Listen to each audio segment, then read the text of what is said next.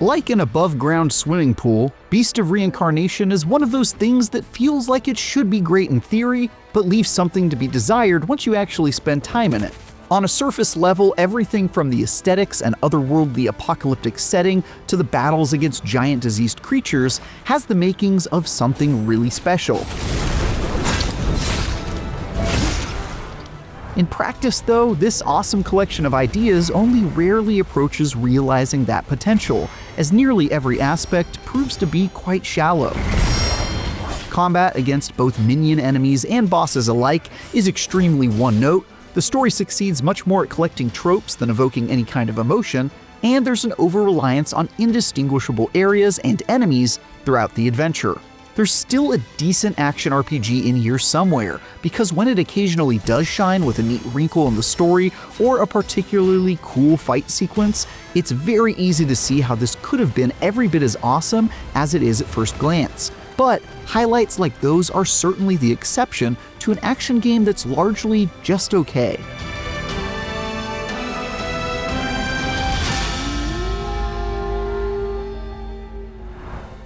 Combining elements of a Souls-like with a more traditional JRPG, this fast-paced action game feels like what you might end up with if you tried to combine Sekiro: Shadows Die Twice with the Final Fantasy VII Remake. Across the roughly 35-hour campaign, you'll split your time between exploring levels of ruined buildings reclaimed by wildlife, parrying and dodging intense combat encounters, and learning about the convoluted backstory of the world and characters that surround your protagonist Emma. There's loads of potential in that formula, and in its best moments, Beast of Reincarnation is both beautiful to look at and incredibly badass, as your katana-wielding elemental mage absolutely overloads the screen with over-the-top melee attacks, sending bolts of lightning and fire flying every which way to complement the artful swordsmanship. That potential is only realized every once in a while though, as you'll spend a lot of your time fighting the same handful of enemies far too often, plowing through even the most daunting encounters without much friction due to the incredibly forgiving parry windows, and quickly mastering every opponent you come across owing to the fact that they all have just 2 or 3 attacks they repeat ad nauseum.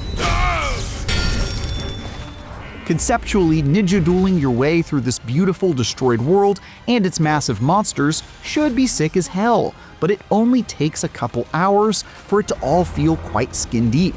Like how in its opening chapter you're forced to fight the same giant elk boss multiple times, as it assails you with the one attack it seems to know over and over again in a fight that lasts much longer than it should.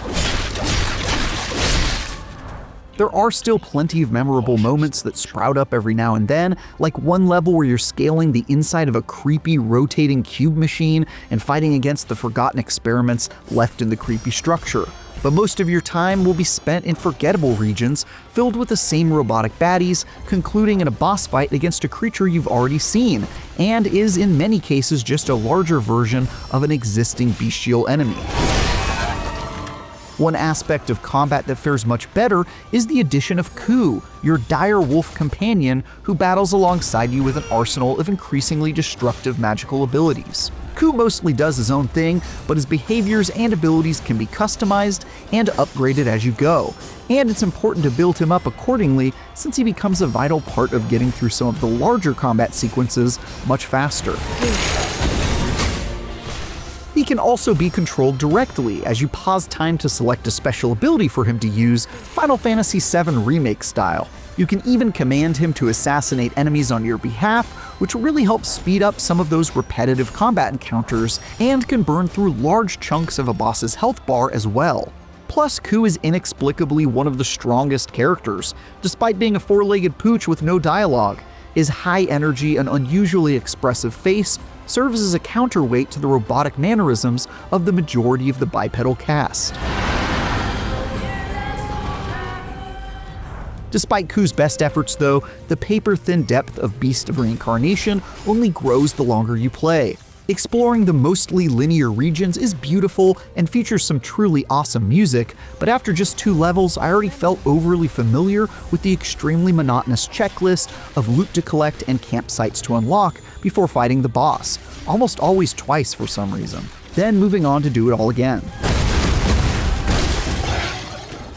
That formula doesn't evolve as you progress through levels either, as you only ever unlock new abilities to help you power through combat, while exploring and platforming never gains any new tricks.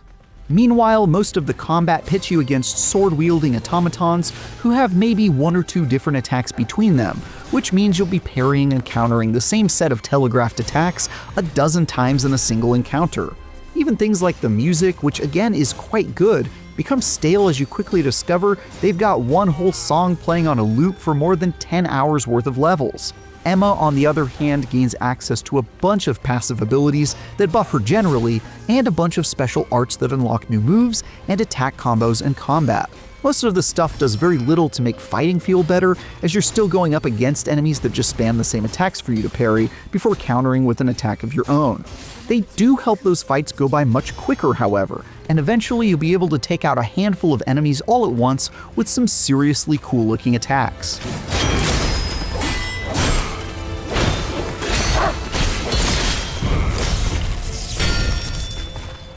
RPG mechanics don't fare much better, as the shallow upgrades available for upgrading your katanas, ranged weapons, and accessories are fairly limited. For example, you'll find new katanas on a regular basis, but even by the end of the story, you won't come across any that are definitively better or have incentives to support a specific playstyle than those you found early on.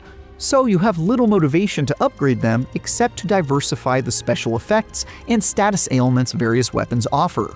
Skill trees, on the other hand, fare much better, as Ku unlocks a whole host of abilities that blast enemies with tons of high DPS spells and layer on status effects that do things like bind an enemy in place with magical plant vines.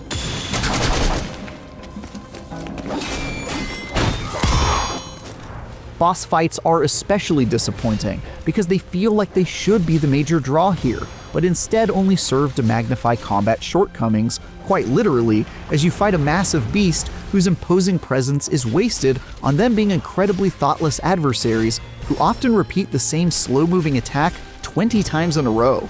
Bizarrely, you're usually made to fight these creatures once partway through a level, only to face them again with zero changes at the level's conclusion, before they transform into an even cooler-looking final phase that attacks with an almost identical moveset.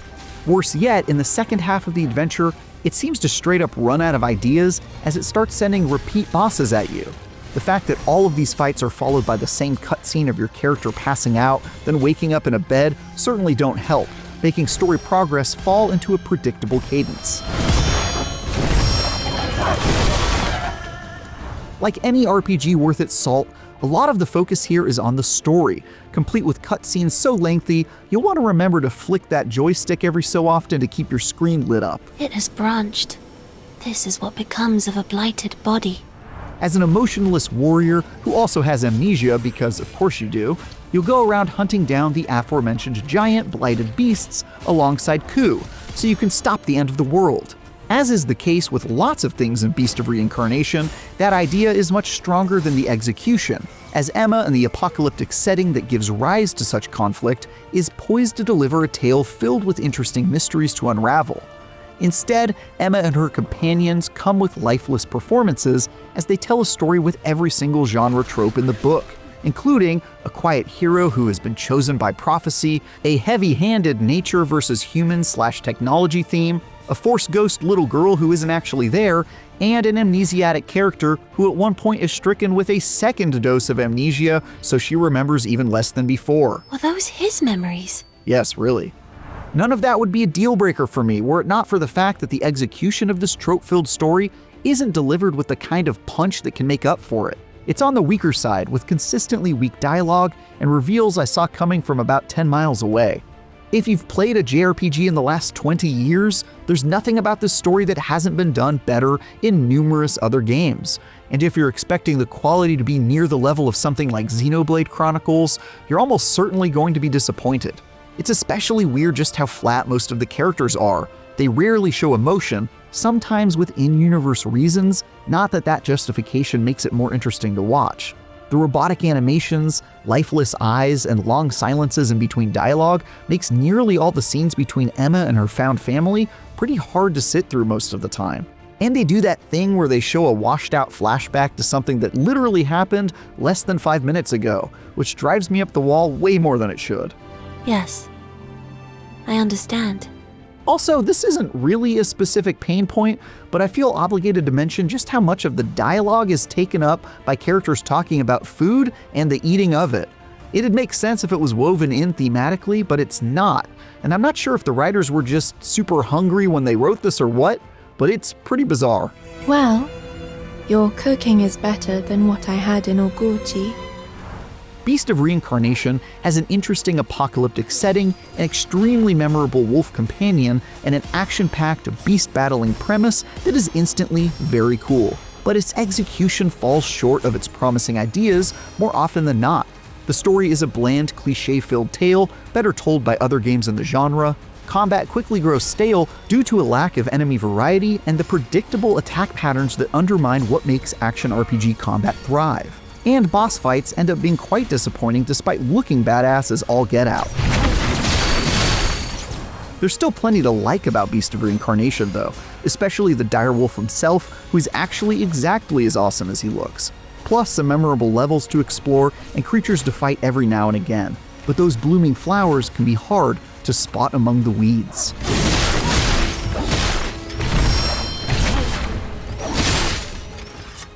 For more, check out our recent reviews of Splatoon Raiders or Palworld's 1.0 update. And for everything else, stick with IGN.